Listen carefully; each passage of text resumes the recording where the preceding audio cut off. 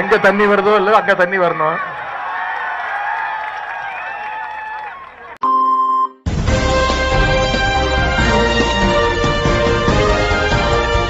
நாள்தோறும் காலையில நம்மவர்கள் யாரும் எந்த புது பிரச்சனையும் உருவாக்கி இருக்க கூடாது என்று நினைப்போடு தான் நான் கண் விழிக்கிறேன். இது சில நேரங்களில் தூங்க விடாமல் கூட ஆக்கி விடுகிறது. என் உடம்ப பார்த்தாலே உங்களுக்கு தெரியும். உங்களது செயல்பாடுகள் கழகத்துக்கும் உங்களுக்கும் பெருமை தேடி தருவது போல அமைய வேண்டுமே தவிர சிறுமைப்படுத்துவதாக அமையக்கூடாது. பொது நன்மைக்காக மட்டுமே இதனை நான் சொல்லல, உங்களுடைய நன்மைக்காகவும் சேர்த்தே சொல்லுகிறேன். பொது இடங்களில் சிலர் நடந்து கொண்ட முறையின் காரணமாக கழகம் பழிகளுக்கும் ஏளனத்திற்கும் ஆளானது. இன்றைக்கு நம் வீட்டின் பாத்ரூம் படுக்கறை தவிர அனைத்தும் பொது இடமாகிவிட்டது. பிரைவேட் பிளேஸ் என்று எதுவும் இல்லை. எல்லோருக்கும் மூன்றாவது கண்ணாக செல்போன் முளைச்சிருச்சு. உங்களது ஒவ்வொரு நிமிடமும் கண்காணிக்கப்படுகிறது. எனவே உங்களது ஒவ்வொரு நுழையும் கண்ணியமாக நீங்கள் பயன்படுத்த வேண்டும் என்று தாழ்மையோடு கேட்டுக்கொள்கிறேன்.